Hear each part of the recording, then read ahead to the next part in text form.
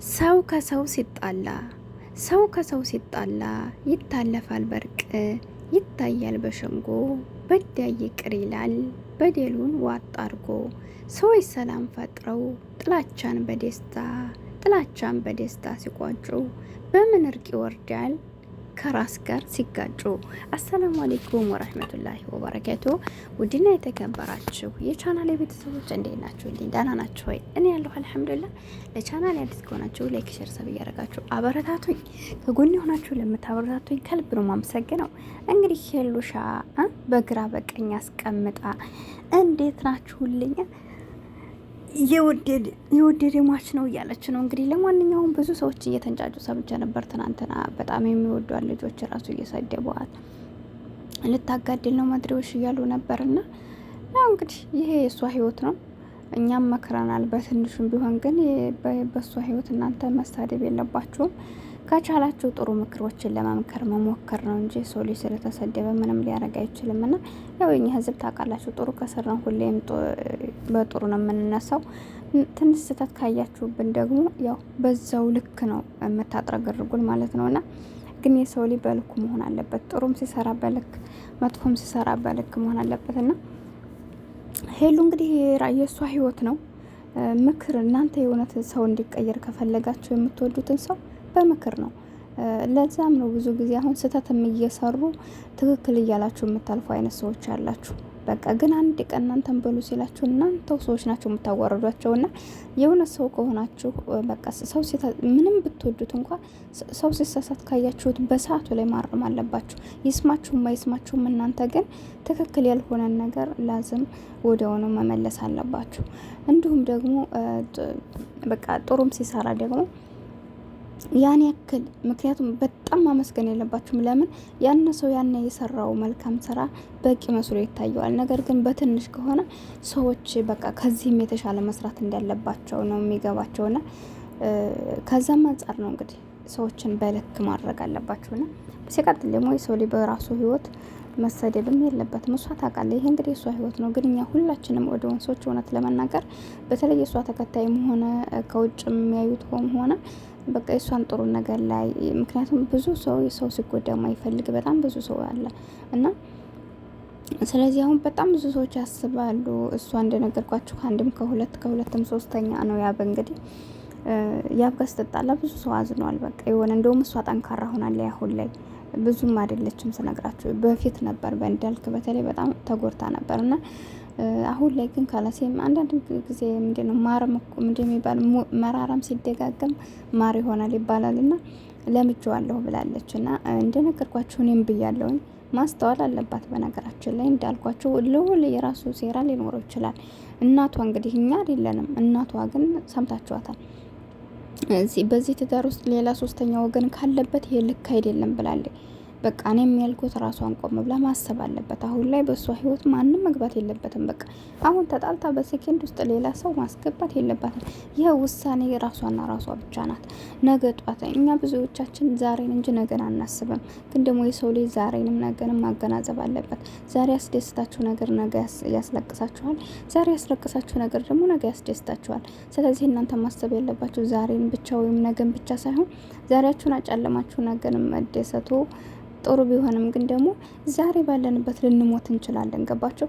አሁን ብዙዎቻችን እያደረግን ያለ ነው በስደት ዓለም ላይም ሆነ በማንኛውም ቦታ ዛሬን አጨልመን ነገን ይበራል ብለን እናስባል። ግን ዛሬን አጨልመው ነገ ይበራል ብለው የሚጠብቁ አይነት ሰዎች እንደዛው እንደጨለመባቸው ከብርሃኑ ሳይደርሱ እኮ የሚሞቱ ሰዎች አሉና የሰው ልጅ ሁለቱንም ማመዛዘን ነው።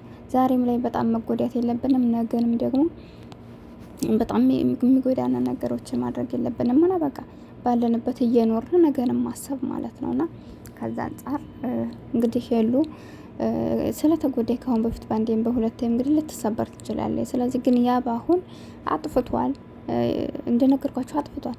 ያጠፋውን ነገር ደግሞ ይቅርታ እስኪ በእኔም ሆነች ለማዳመጥ ሞክሪ ብሏል አይደለ? ማዳመጥ ደግሞ እሷም ግዴታ ነው። ለምን እንኳን ትዳር ብላችሁ እየገባችሁና ኖርማሊ እኮ ጓደኝነት አሁን ሴትና ሴት ራሱ ጓደኝነት ከየትም ይሁን ከየት ብቻ ኢትዮጵያ በመሆናችን በስራም ይሁን በምንገናኝና የነዚህ አይነት ጓደኞች እንኳ አብረን እየኖርን በአንዳንድ ነገር ስንጣላ በአንዴ ብቻ የራሱ ጉዳይ ልንል አንችልም። አያችሁ። ስለዚህ ያነ ሰው እውነታ ሊኖረው ይችላል በጀርባ ያነ ሰው እንደዛ ያደረገበት የራሱ ምክንያት ይኖራል። ለመሄድ እኮ ሰምታችሁ መሄድ ትችላላችሁ አይደለ?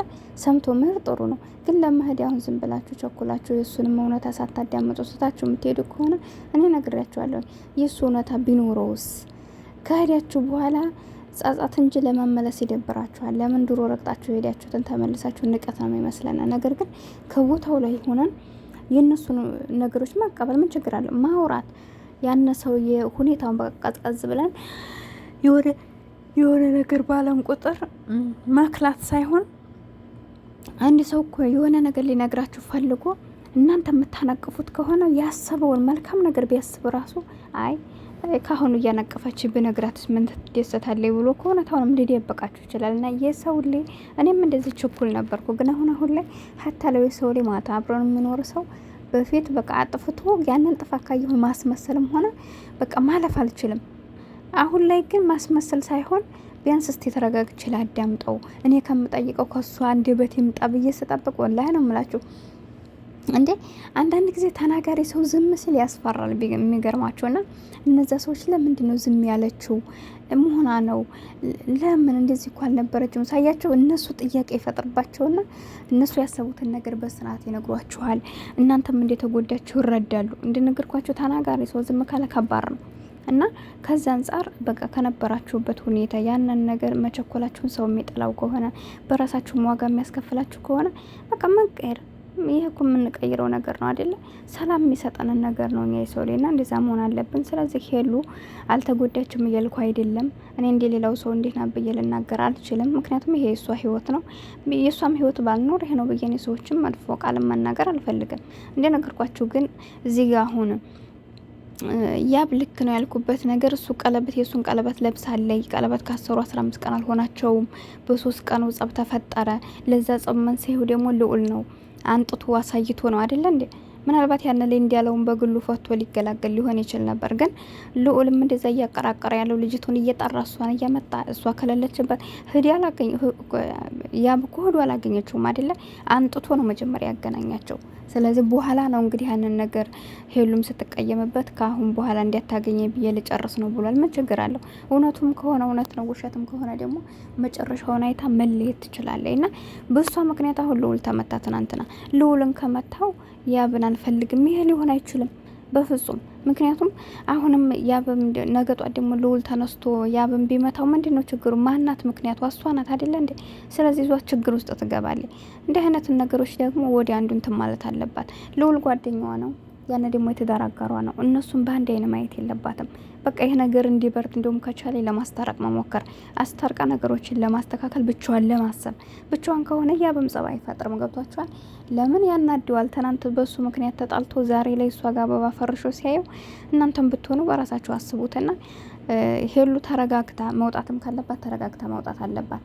መግባትም ካለባት ደግሞ ተረጋግታ ነው ባይነኝ። ስህተት ካለብኝ አርሙኝ። ቻናሌን ሰብስክራይብ አድርጉ። አሰላሙ አለይኩም ወራህመቱላህ